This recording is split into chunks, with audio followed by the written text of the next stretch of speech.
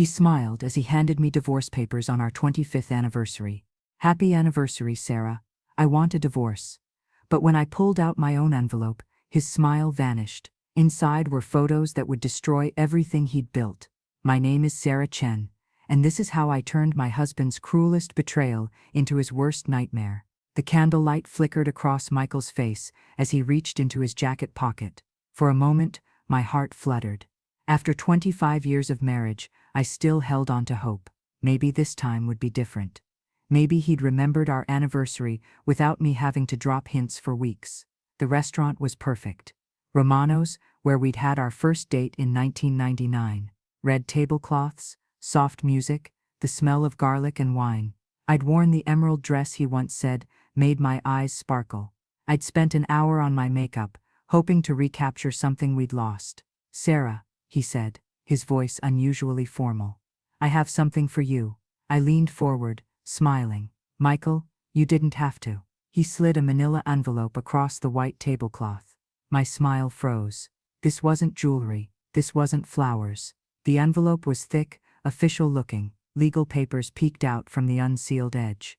What is this? I whispered. His smile was cold now. Practiced. Divorce papers. Happy anniversary, Sarah. I want a divorce. The words hit me like ice water.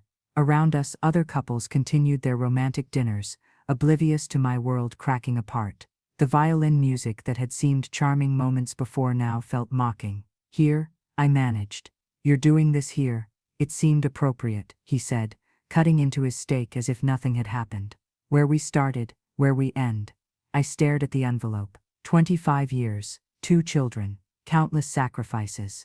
And this was how it ended. In public, where I couldn't scream or cry or throw things without making a scene.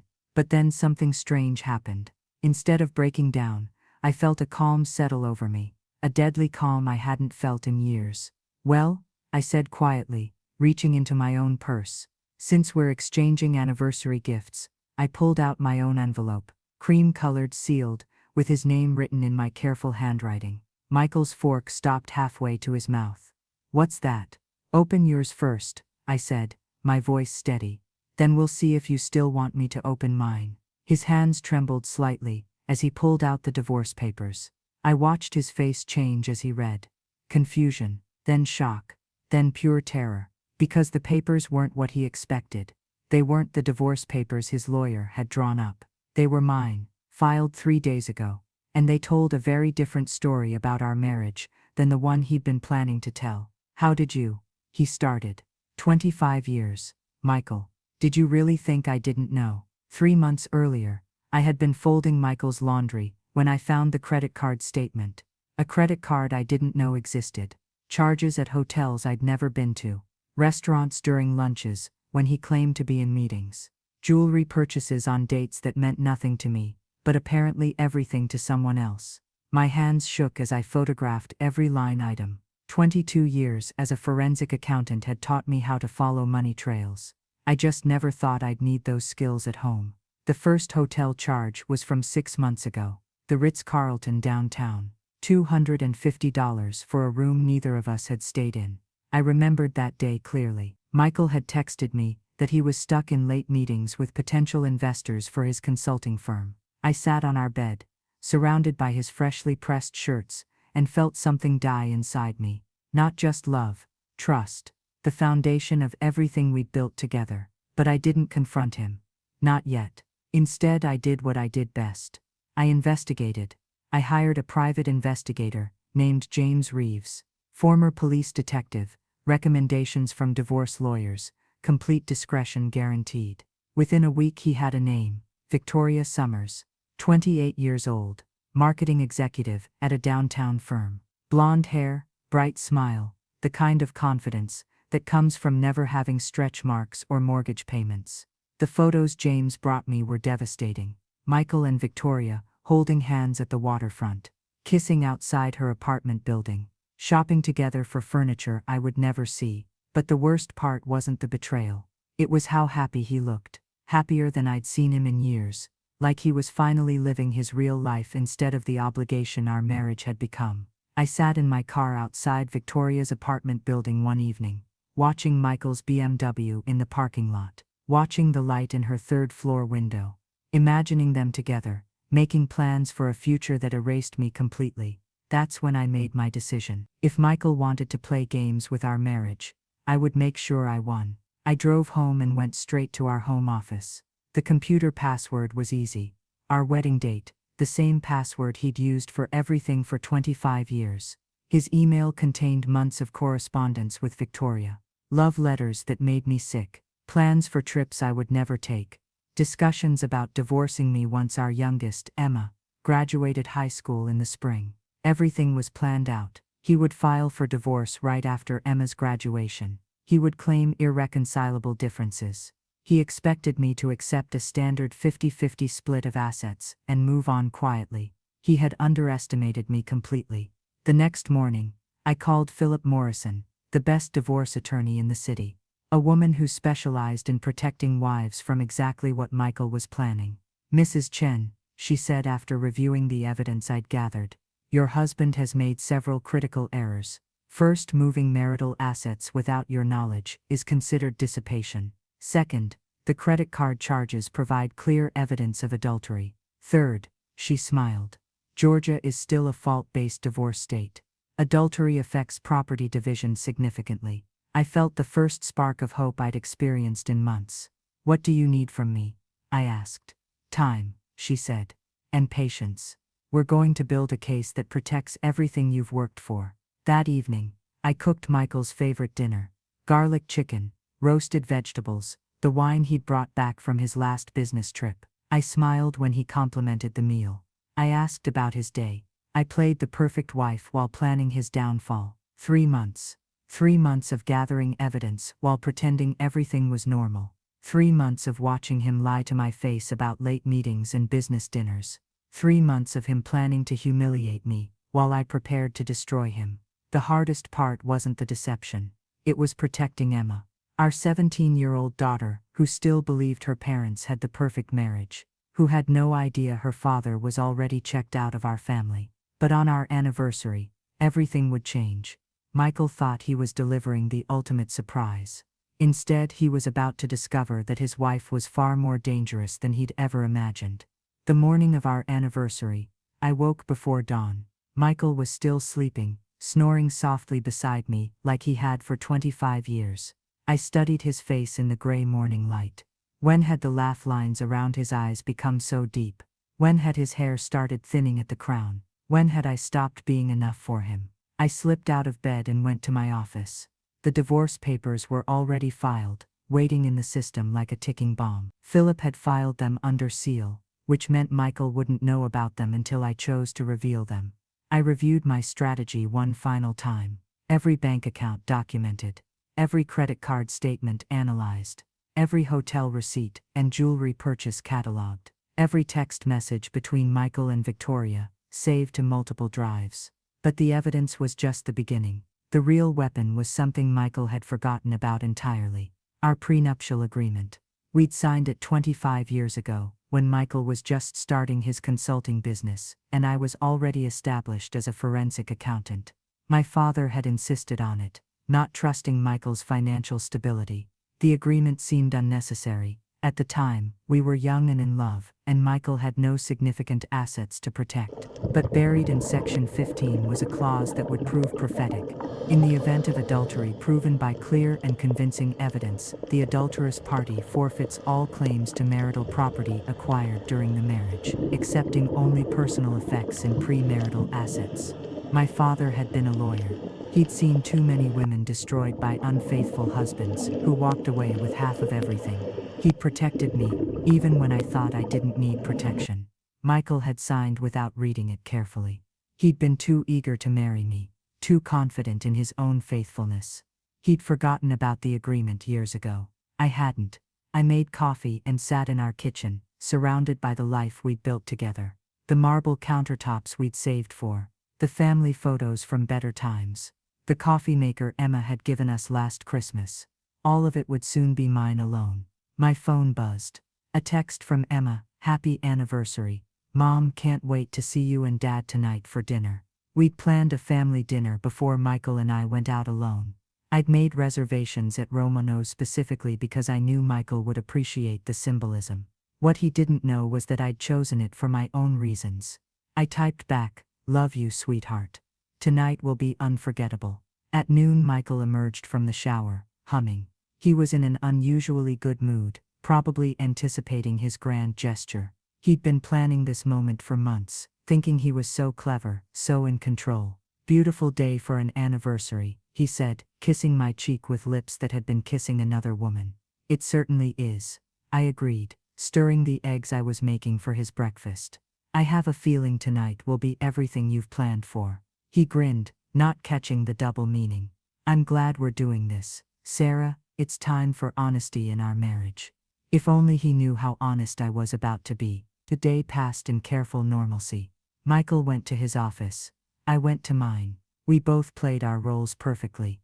The devoted husband preparing for a new chapter. The unsuspecting wife about to have her world shattered. Except only one of those roles was real. At 5 o'clock, Emma arrived for dinner. She was radiant, fresh from her high school graduation just 2 weeks prior, excited about starting college in the fall. She hugged us both, chattering about her summer job at the local bookstore. "You two seem happy," she observed, as we sat down to eat. "It's nice to see you both relaxed." Michael and I exchanged looks across the table. His was smug, anticipating his freedom. Mine was calculating, anticipating his destruction. "We're both looking forward to tonight," I said truthfully. After dinner, Emma left to meet friends. Michael went upstairs to change into the expensive suit I'd bought him for Christmas. The suit he'd probably worn on dates with Victoria. I chose my outfit carefully. The black dress I'd worn to my father's funeral. Appropriate for the occasion, though Michael wouldn't understand why until later. In my purse, I placed the sealed envelope. Inside were copies of the divorce papers I'd filed, along with a letter explaining exactly what Michael was about to lose. I'd written it in my careful accountant's handwriting. Every word chosen for maximum impact. At Romano's, the hostess seated us at a corner table. Michael ordered champagne, Dom Perignon. Expensive even by his standards. He was celebrating already. "To 25 years, he said, raising his glass. "To endings and beginnings," I replied. We made small talk through the appetizers. The food was excellent, though I could barely taste it. My heart was racing, but my hands were steady. I'd been preparing for this moment for months. Finally, as the waiter cleared our dinner plates, Michael reached into his jacket. "Sarah," he said, his voice taking on that formal tone I'd learned to dread. "I have something important to give you." The manila envelope appeared on the table between us like a weapon. And that's when I knew my revenge was about to begin. Michael's face went white as he read the papers in his envelope. His hands shook so violently, the pages rustled like leaves in a storm. "These can't be legal," he whispered. "You can't file for divorce without telling me." "I can and I did," I said calmly, sipping my champagne.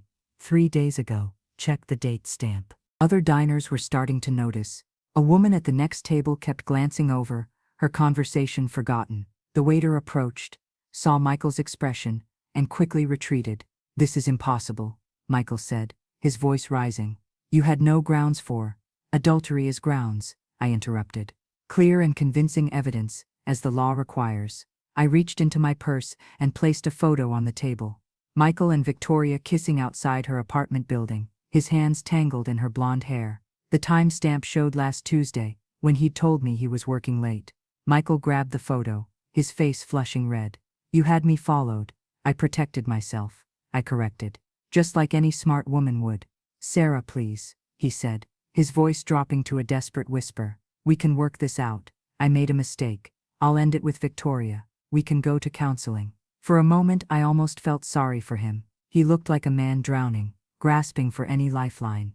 But then I remembered the months of lies, the secret credit cards, the text messages about starting fresh with someone younger. "You planned this," I said quietly. "You moved money. You made promises to her. You chose this path, Michael. Now you get to walk it." He leaned across the table, his eyes desperate. "What do you want? Money? The house? I'll give you whatever you need to make this go away." I smiled then, really smiled, for the first time in months. "Open your envelope," I said. His hands shook as he pulled out the rest of the papers. I watched his face as he read, saw the exact moment he reached the prenuptial agreement copy. The moment he remembered what he'd signed 25 years ago. No, he breathed. This can't be enforceable. It's been decades. Page 15, I said, helpfully. Adultery clause. Still very much in effect. Michael's breathing became rapid and shallow. He was reading the numbers now, understanding what the prenup meant for his carefully planned future with Victoria. You'll get nothing, he said, his voice hollow. You'll get your clothes and your premarital assets, I corrected, which, if I recall correctly, was approximately $12,000 in student loan debt. The color drained completely from his face. Sarah, you can't do this to me. I'm 53 years old. I have nothing without the life I helped you build, I finished. The business I supported while you found yourself. The home I maintained while you pursued your hobbies. The retirement fund I contributed to for 25 years. Other diners were definitely staring now. Michael's voice had risen enough to carry across the restaurant. He was losing control, just like I'd planned. This is vindictive, he hissed. This isn't like you. Maybe you never really knew me, I replied, echoing the words from the competitor's script I'd studied. Just like I apparently never really knew you. Michael's phone buzzed. He glanced at it, and his face crumpled further. Victoria, no doubt, wondering where he was, wondering why he was late for whatever celebration they'd planned. She's waiting for you, I observed. Sarah, please, he said again. We can fix this. I stood smoothing my black dress. The only thing that needs fixing is my mistake in trusting you for so long. I placed $40 on the table, enough to cover my meal and tip. Give Victoria my regards. And Michael. He looked up at me with desperate eyes. You might want to read the rest of those papers carefully. There are some surprises in there you haven't discovered yet. I drove home through familiar streets, my hands steady on the wheel. Our house sat in the historic district, a beautiful Victorian we'd renovated together over 15 years. The same house Michael had probably promised to sell, so he and Victoria could buy something new together. Inside, everything looked the same. The family photos on the mantel, the throw pillows I'd arranged just this morning, the life we'd built, now revealed to be mostly an illusion. But I had been busy these past 3 months. Very busy. I went to my office and opened the filing cabinet I'd locked away from Michael's prying eyes. Inside were the fruits of my investigation. Bank statements showing the systematic transfer of funds to an account I'd never seen. Credit reports revealing credit cards taken out in our joint names, but used exclusively by him. Hotel receipts, restaurant bills, jewelry purchases. But the most damning evidence was in the stack of printed emails between Michael and Victoria. Messages planning their future together. Messages about telling me after Emma graduated. Messages about the beachfront condo they wanted to buy in Florida. My personal favorite was from 2 weeks ago. Sarah suspects nothing. She's so focused on her work that she doesn't notice anything anymore. It'll be easy to convince her this is mutual. Easy. He thought destroying our marriage would be easy. What Michael didn't know was that I'd been protecting myself, financially for years. Not because I planned to leave, but because I'd learned not to depend entirely on him. I had separate accounts he'd never known about, investments in my own name, a retirement fund he couldn't touch. While he'd been planning his new life, I'd been securing mine. My phone rang. Philip Morrison, my attorney. Sarah, how did it go? Exactly as we planned, I said. He's reading the papers now. And his reaction, let's just say he's beginning to understand the situation. Philip chuckled grimly. Men like your husband never think their wives are paying attention. They assume loyalty equals stupidity. His biggest mistake, I agreed. The forensic accountant will have the full asset analysis ready by Friday, Philip continued. But based on what we've already documented, he's moved approximately $80,000 to accounts you don't have access to. $80,000. Money that should have been ours, spent on another woman while I clipped coupons and delayed my own dental work to save money. That's theft, I said. Dissipation of marital assets, Philip corrected, and it's going to cost him dearly. After hanging up, I walked through our house room by room. The kitchen where I'd cooked thousands of meals. The living room where we'd hosted Christmas mornings and birthday parties. The bedroom where we'd conceived our children and made promises we both thought would last forever. In each room, I saw Michael's belongings. His books, his clothes, his collection of vintage guitars he never played anymore. Soon these would be the only things he'd be taking from this house. My computer chimed with a new email. From Victoria Summers. Mrs. Chen, it began. I think we should talk. Interesting. The other woman wanted to negotiate. I typed back. I agree. Tomorrow, 2 p.m., my office. Come alone. Then I went upstairs and ran a hot bath. For the first time in months I wasn't worried about the future. I had control now. Outside I heard Michael's car in the driveway. The front door slammed. His footsteps pounded up the stairs. Sarah, he shouted. We need to talk. This is insane. But I was already in the bathroom with the door locked, soaking in lavender-scented water, planning my next move. Let him shout. Let him rage. The fortress I'd built around myself was impenetrable. And tomorrow, I would begin dismantling everything he thought he could take from me. Victoria Summers was nothing like I'd expected. Sitting across from my desk at Chen Financial Services, she looked younger than her 28 years. Dark circles under her eyes suggested she hadn't slept well. Her usually perfect blonde hair was pulled back in a messy bun. Thank you for meeting with me, she said, her voice barely above a whisper. I was curious. I replied honestly. What exactly did you want to discuss? Victoria fidgeted with her purse strap, not meeting my eyes. I need to tell you something about Michael, about us. I already know about the affair, I said calmly. I have photos, credit card statements, hotel records. If you're here to confess, you're too late. No, she said quickly. It's not that. It's about what he told me. About you. I leaned back in my chair, intrigued. Go on. Victoria took a shaky breath. He said you knew. He said you both had an arrangement, an open marriage. He said you'd been seeing other people too, and that you'd agreed to divorce amicably when Emma graduated. The words hit me like a physical blow. He told you what? He said you were relieved, that you'd fallen out of love years ago but stayed together for the children. He said. She paused, tears starting to form. He said you'd thanked him for being brave enough to make the first move. I stared at her, processing this new level of betrayal. Not only had Michael been cheating, he'd been lying to his mistress about me, painting me as a willing participant in the destruction of our marriage. Victoria, I said carefully, did Michael show you any evidence of this alleged arrangement? Any conversations where I agreed to this? She shook her head miserably. I asked once early on. I felt terrible about being with a married man, but he seemed so certain. He said you'd probably want to meet me eventually, that we could all be friends. The audacity took my breath away. Michael hadn't just been planning to leave me. He'd been rewriting our entire marriage to justify his actions, making me complicit in my own humiliation. Victoria, I need you to understand something very clearly, I said, my voice steel. There was no arrangement, no open marriage, no agreement. I had no idea about your relationship until I found credit card statements 3 months ago. Her face crumpled. Oh God, what have I done? You believed a liar, I said.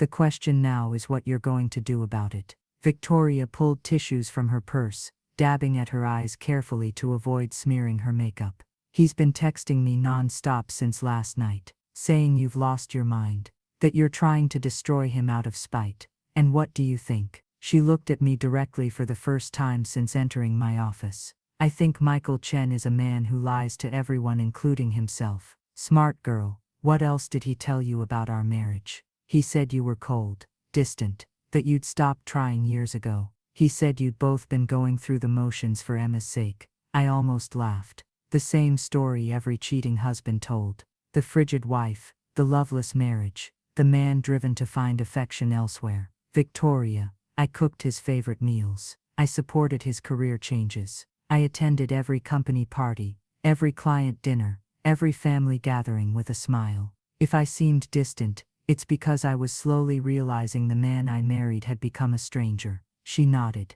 tears flowing freely now. I'm so sorry. I never would have, if I'd known. What did he promise you? Victoria's voice was barely audible. Marriage. After the divorce was final. A house by the beach. Children someday. He said once Emma was settled in college, we could start our real life together. With whose money? The question hung in the air. Victoria's eyes widened as understanding dawned. He's broke, isn't he? She whispered. Worse than broke, I confirmed. His business has been hemorrhaging money for 2 years. The only assets he has access to are the ones he's stolen from our marriage. Assets he's about to lose entirely. Victoria covered her face with her hands. I've been so stupid, so incredibly stupid. You were lied to, I said not unkindly. By an expert. What happens now? She asked. I considered my options. Victoria could be an asset or an enemy. Her cooperation could strengthen my case significantly. That depends, I said. How much evidence of his promises do you have? Text messages, emails, voicemails. She nodded slowly. Everything. I saved everything because I thought it was romantic. All his plans for our future. Those messages prove intent to dissipate marital assets, I explained. They show premeditation in his financial deceptions. Victoria was quiet for a long moment, processing the implications. Finally, she looked up at me with something like respect. You're not the woman he described at all. No, I agreed. I'm much more dangerous. She almost smiled at that. What do you need from me? The truth, I said. All of it. In writing, signed and witnessed. Victoria nodded, pulling out her phone. I'll start with the text messages. As she began scrolling through months of Michael's lies and promises, I felt another piece of my revenge falling into place. Michael had underestimated both of us. The wife he thought was naive, and the mistress he assumed would stay loyal. His biggest mistake was thinking he was the smartest person in the room. Tonight he would learn how wrong he'd been. By Thursday morning, Michael's world was collapsing faster than he could process. Victoria had sent me everything. Months of text messages, emails, even voice recordings of their phone calls, planning their future together. Her statement, signed and notarized, was devastating. More importantly, she'd stopped answering his calls. I was at my office when Diana, Michael's sister, called. Sarah, she said, her voice tight with anger. Michael showed up at my house, at midnight last night, drunk and rambling, about you destroying his life. What the hell is going on? Diana had always been my closest ally in Michael's family, a successful real estate attorney, who'd never liked her brother's tendency toward selfishness. He didn't tell you, I asked. He's been having an affair for 8 months. Silence. Then that bastard. I explained everything. The secret accounts, the stolen money, the elaborate plans he'd made with Victoria. Diana listened without interrupting, her breathing growing sharper with each revelation. I'm going to kill him, she said finally. No need, I replied. I'm handling it legally. Sarah, I had no idea. If I'd known. It's not your fault, I assured her. Michael has gotten very good at deceiving people. What can I do to help? The offer surprised me. In divorce battles, family members usually chose sides quickly and permanently. But Diana's loyalty to family apparently didn't extend to covering for adultery. Just don't help him, I said. He's going to ask you for money, for legal advice, for somewhere to stay. The answer should be no. Consider it done, she said grimly. After we hung up, I reviewed Victoria's statement one more time. Her cooperation had given me something I hadn't expected, insight into Michael's psychology. The lies he'd told her revealed how he saw my marriage, how he justified his betrayal to himself. According to Victoria's account, Michael had painted himself as a victim of a loveless marriage. He'd claimed I was controlling and cold, that I'd pushed him away emotionally. He'd said I cared more about money than romance, more about security than passion. The irony was bitter. I had prioritized security, because Michael had never been reliable with money. I'd been practical because he'd always been a dreamer. I'd built the foundation that allowed him to take risks, and now he resented me for it. My phone buzzed with a text from Emma. Mom, Dad called crying last night. He said you're being cruel. What's really happening? I'd been dreading this conversation. Emma was close to her father, closer than she was to me in many ways. They shared the same easy charm, the same optimism. Learning who he really was would devastate her, but she deserved the truth. I called her immediately. Honey, can you come to my office after work? We need to talk. Is it that bad? She asked. Yes, I said honestly. It is. Emma arrived at 5:30, still in her bookstore uniform. She looked so young, so unprepared for what I was about to tell her. But she was 18 now, legally an adult, and she needed to know what kind of man her father really was. I started gently. The growing distance between her father and me, the suspicious credit card statements, the private investigator's report. Emma listened in silence, her face growing pale. When I showed her the photos of Michael and Victoria together, she closed her eyes and took a shaky breath. "How long?" she asked. "8 months that I can prove, possibly longer. And you've known for 3 months. I wanted to protect you during your final semester," I explained. "I didn't want this to affect your graduation." Emma was quiet for a long time, processing. Finally, she looked up at me with eyes that seemed older than her 18 years. "What happens to Dad now?" I explained the prenup, the asset division, the financial reality Michael was about to face. Emma listened without defending him, which broke my heart. She was old enough to understand the implications, smart enough to see through his justifications. "He's going to lose everything," she said finally. "Everything we built together," I corrected. "The things that were truly his alone, he can keep." "There won't be much," Emma said quietly. "Dad's never been good with money. You've always been the one managing everything." The observation was accurate and painful. Michael had coasted on my financial skills for decades while taking credit for our success. Now he would face the consequences of his own poor decisions. My office phone rang. "Philip Morrison." "Sarah, I have news," he said. "Michael's attorney just called. They want to negotiate." Emma watched my face as I listened to Philip's update. Michael was panicking. He'd finally calculated what the prenup would cost him, and he was desperate to make a deal. "What's he offering?" I asked. "He'll drop the divorce proceedings if you'll agree to marital counseling. He's also offering to sign over his shares in the consulting business to you as a good faith gesture." I almost laughed. His consulting business that had been losing money for 2 years. The one that existed mainly on paper and optimistic projections. "Counteroffer," I said. "He can sign over the business shares, liquidate his hidden accounts to pay for Emma's college expenses, and we proceed with the divorce as filed." Emma's eyes widened. She hadn't known about the hidden money earmarked for her education. "I'll relay that message," Philip said. "But Sarah, he's getting desperate. Desperate men make unpredictable choices." After hanging up, Emma stared at me. "He's been stealing from my college fund." "Not stealing," I said carefully. "Redirecting. But yes, money that should have gone to your education has been funding his relationship with Victoria." Emma's face hardened in a way that reminded me of my own father when someone crossed him. "What can I do to help?" The question surprised me. I'd expected tears, anger, maybe even blame. Instead, my daughter was offering to stand with me. "Just be safe," I said. "Your father is under a lot of pressure right now. People don't always make good choices when they're cornered." Emma nodded grimly. "I'm staying here tonight. Dad keeps calling, and I don't trust myself not to say something I'll regret." As if summoned by our conversation, my phone rang again. "Michael." I answered on speaker so Emma could hear. "Sarah, this is insane," he said without preamble. "You're destroying our family over a mistake. I'll end it with Victoria. I'll do whatever you want. Just stop this madness." "The family was destroyed the moment you decided to cheat," I replied. "I'm just making sure I survive the wreckage." "What about Emma? What about her college fund?" Emma leaned toward the phone. "Dad, it's me." Silence, then quietly.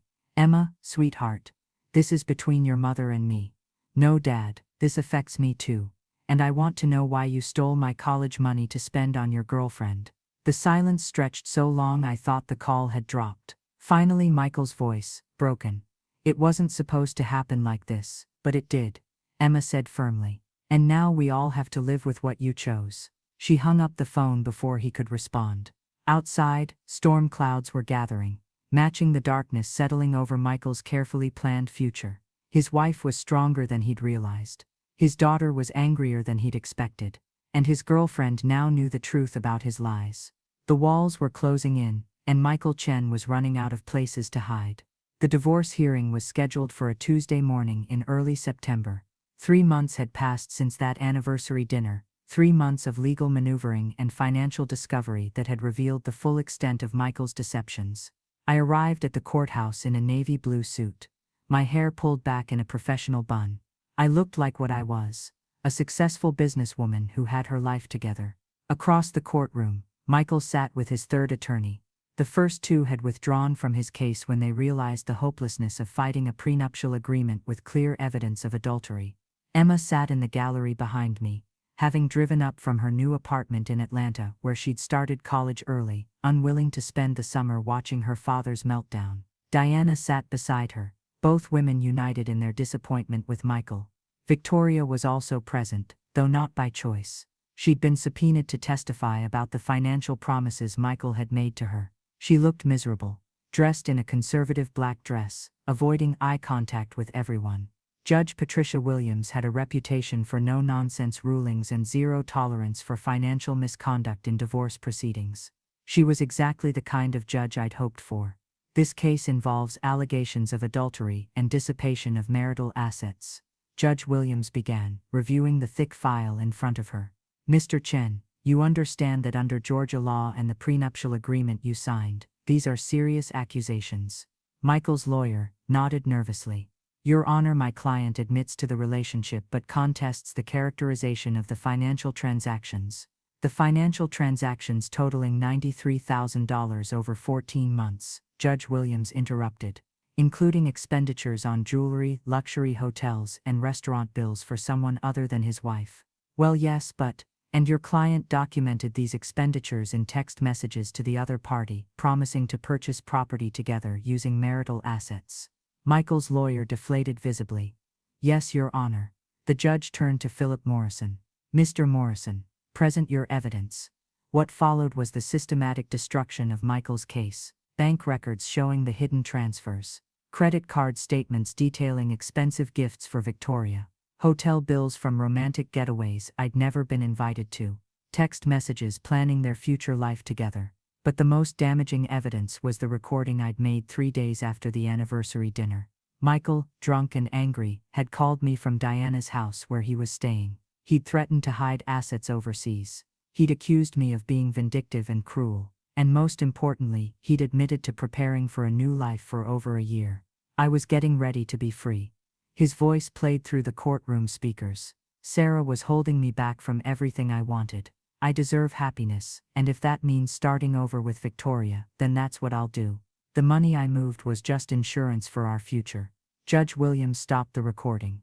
Mr. Chen, you do realize this statement constitutes an admission of intentional dissipation of marital assets. Michael stood up abruptly. Your Honor, I was drunk when I made that call. I wasn't thinking clearly. Sit down, Mr. Chen, the judge said sharply. Your sobriety level doesn't negate the content of your admission. Victoria was called to testify next. Her voice was steady as she recounted Michael's lies about our marriage being over, his promises of a new life together, and his detailed plans for spending money that wasn't his to spend. Did Mr. Chen ever show you documentation that his wife had agreed to an amicable divorce? Philip asked. No, Victoria said clearly. He said it was understood between them. That Mrs. Chen was relieved he was finally being honest about wanting out. And did you ever speak directly with Mrs. Chen about this alleged arrangement? No, Michael said she preferred to keep things private until after their daughter graduated. Philip nodded. So everything you knew about the state of the Chen marriage came solely from Mr. Chen himself? Yes, including his claims about Mrs. Chen's emotional availability and willingness to divorce. Victoria's voice was barely a whisper. Yes, the cross-examination by Michael's lawyer was brief and ineffective. Victoria had already provided a written statement detailing every lie Michael had told her. There was no way to rehabilitate his credibility. When the testimony concluded, Judge Williams reviewed the prenuptial agreement one final time. The adultery clause in this agreement is unambiguous, she said. The evidence of adultery is overwhelming and uncontested. The evidence of financial misconduct is similarly clear and documented. She looked directly at Michael. Mr. Chen, your systematic transfer of marital assets while planning to leave your marriage constitutes willful dissipation. The prenuptial agreement you signed specifically addresses this scenario. Michael's face was gray. Beside him, his lawyer shuffled papers helplessly. I hereby grant the divorce petition filed by Sarah Chen, Judge Williams announced. Asset division will follow the prenuptial agreement exactly. Mrs. Chen retains the marital home, all retirement accounts, and 75% of joint investments. Mr. Chen will receive his personal effects and premarital assets. She paused, looking over her glasses at Michael. Additionally, Mr. Chen will reimburse the marital estate for the $93,000 in dissipated assets within 60 days, or face contempt proceedings. Michael slumped in his chair. His lawyer whispered urgently in his ear, but there was nothing left to argue. The prenup was ironclad, the evidence overwhelming. Furthermore, the judge continued, Mr. Chen's business assets will be evaluated to determine if marital funds contributed to their acquisition. If so, Mrs. Chen may be entitled to additional compensation. It was more than I'd hoped for. Not only was I protected by the prenup, but Michael might also have to buy me out of the business I'd helped him build with my own money and connections. As the hearing concluded, I gathered my papers calmly. Michael sat motionless, staring at the table. 25 years of marriage, ended in less than 2 hours of testimony. Emma hugged me tightly as we left the courtroom. I'm proud of you, Mom. You didn't let him destroy you. He tried, I admitted. But I was stronger than he realized. Diana joined us in the courthouse lobby, her face grim with satisfaction. My brother always thought he was smarter than everyone else. Today he learned otherwise. As we walked toward the exit, I saw Michael in the hallway, talking urgently on his phone. Probably calling Victoria, trying to salvage something from the wreckage of his plans. But Victoria had already moved back to her parents' house in Savannah, according to the private investigator's final report. She'd learned the hard way that Michael Chen's promises were worthless. Outside the courthouse, the September sun was shining. Emma linked her arm through mine as we walked to our cars. What's next? She asked. College for you, I said. A new business for me, and freedom for us both. Michael would have to start over at 53 with almost nothing. The consulting business he was so proud of was hemorrhaging clients now that word of the divorce had spread. Professional networks in our town were small and tightly connected. His reputation for dishonesty would follow him everywhere. Meanwhile, my own consulting practice was thriving. Women facing divorce sought me out specifically, knowing I understood their situation intimately. I turned my personal nightmare into professional purpose. But as satisfying as the financial victory was, the real triumph was simpler. I'd refused to be destroyed by someone else's choices. I'd protected myself and my daughter. I'd taken control of my own story. That evening, Emma and I had dinner at Romano's, reclaiming the restaurant where everything had changed. We toasted my new beginning with the same champagne Michael had ordered on our anniversary, the champagne he'd bought to celebrate ending our marriage. The irony was perfect. The man who'd thought he was so clever had handed me the tools for his own destruction. The anniversary surprise he'd planned had become the beginning of his downfall. And as I sipped champagne in the restaurant where my marriage had ended, I realized something important. I wasn't grieving anymore. I was celebrating. Michael had given me the greatest gift he could have given me, even though he'd never intended it. He'd given me my freedom. But the story wasn't quite over yet. Michael Chen was about to discover that crossing a forensic accountant carried consequences he'd never imagined. The financial reckoning was just the beginning. 6 months after the divorce was finalized, my new life had taken shape in ways I'd never imagined possible. Chen Financial Consulting occupied a corner office in downtown Atlanta's business district, with floor-to-ceiling windows and a view of the skyline. I'd hired 3 associates and a paralegal, specializing exclusively in financial planning for women in transition. The business was thriving beyond my wildest projections. Word-of-mouth referrals brought new clients weekly. Women facing divorce, widowhood, or career changes sought out the accountant who'd outsmarted her cheating husband so thoroughly that the story had become local legend.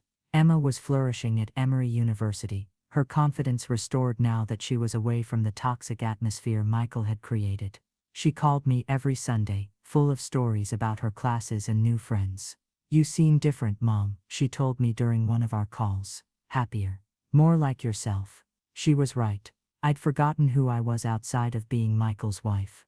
The woman who emerged from the divorce was stronger, more confident, more willing to take risks than the person I'd been for 25 years. But Michael wasn't taking his defeat gracefully.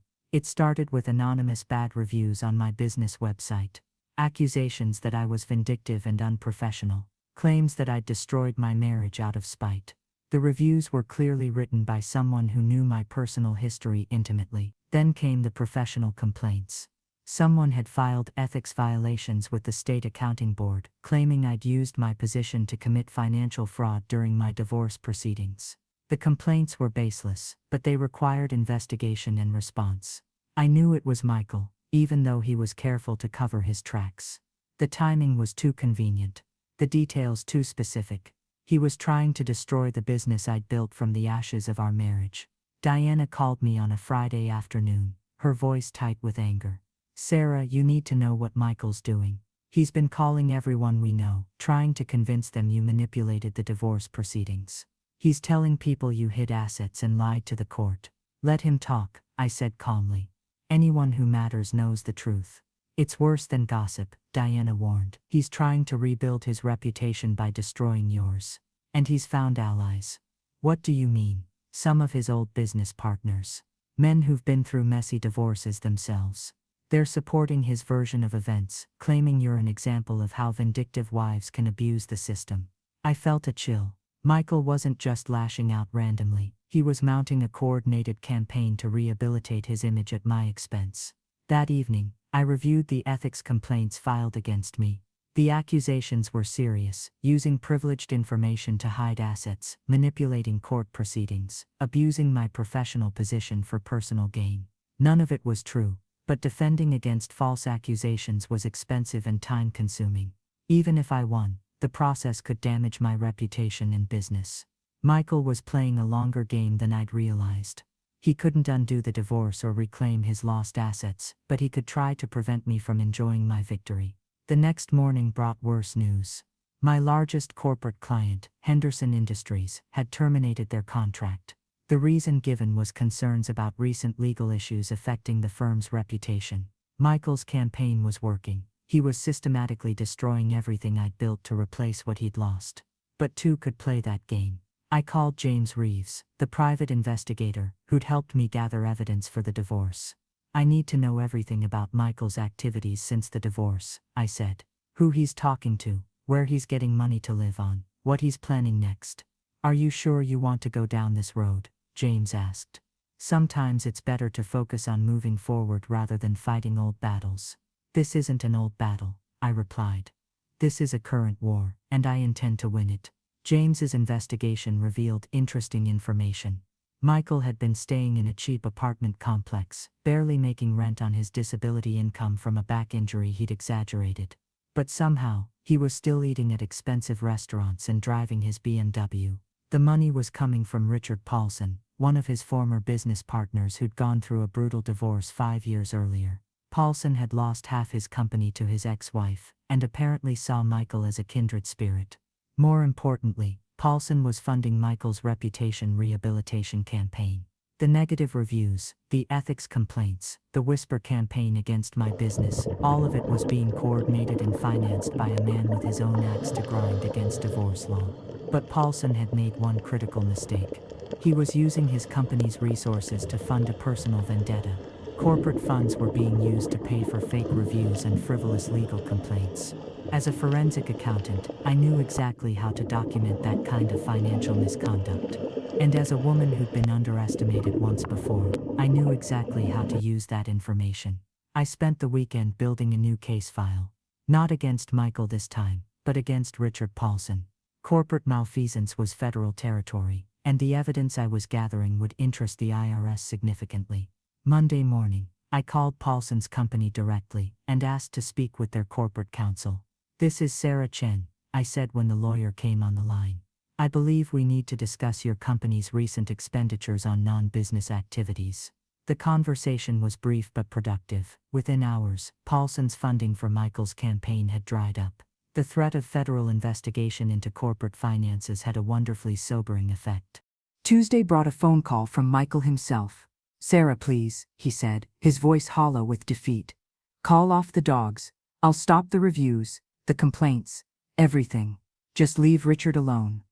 "I didn't realize you two were so close," I said. "He's the only person who's helped me since this whole thing started. Don't destroy him because you're angry with me." "I'm not destroying anyone," I replied. "I'm simply making sure everyone follows the law, just like you should have done." Michael was quiet for a long moment. When he spoke again, his voice was different. Smaller, I know I hurt you. I know I made terrible choices, but this has to end somewhere. It ends when you stop trying to hurt my business, I said. When you stop lying about what happened between us. When you accept responsibility for your own actions instead of blaming me for the consequences. And if I do that, if I publicly admit I was wrong. I considered the offer. Michael's admission wouldn't undo the damage to my business, but it might prevent future attacks. Write a letter, I said finally, to everyone you've spoken to about our divorce. Tell them the truth about your affair, your financial misconduct, and your attempts to manipulate the legal process. Post it publicly, where everyone can see it. Sarah, that will ruin me completely. You ruined yourself, I replied. I'm just requiring you to be honest about it. The line went quiet. I could hear Michael breathing, weighing his options. He had none left, and we both knew it. I'll write the letter, he said finally. Good, and Michael, if you ever try to interfere with my business or my life again, I'll make sure the IRS takes a very close look at every financial transaction you've made since college. Do we understand each other? Yes, he whispered. We understand each other. After hanging up, I sat in my office looking out at the Atlanta skyline.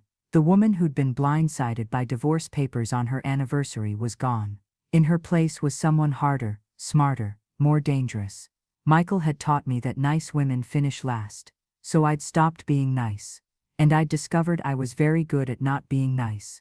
2 days later, Michael posted a lengthy message on social media, admitting to his affair and acknowledging that I'd acted appropriately in protecting myself legally. He apologized for his attempts to damage my reputation and asked people to respect our family's privacy going forward. The reviews targeting my business mysteriously disappeared. The ethics complaints were withdrawn. My corporate clients, satisfied that the concerns about my reputation had been unfounded, began returning. But more importantly, I'd sent a message that echoed through every divorce proceeding in the city. Sarah Chen was not a woman to be trifled with. The anniversary surprise Michael had planned to humiliate me had instead become the foundation of my transformation from victim to victor. He'd handed me divorce papers expecting tears and begging. Instead, he'd awakened something in me that had been sleeping for 25 years, something fierce and protective and utterly uncompromising, something that would never again allow anyone to take advantage of my kindness. Michael had wanted to start a new life. He'd gotten his wish, though not in the way he'd planned. His new life was smaller, lonelier, and built on the ruins of everything he'd destroyed. Mine, meanwhile, had become everything I'd never dared to dream of. If this story touched your heart, please like this video and subscribe for more true stories of ordinary people facing extraordinary betrayals. Share this in the comments. Have you ever had to stand up to family members who tried to take advantage of you? Your story might help someone else find the courage to fight back.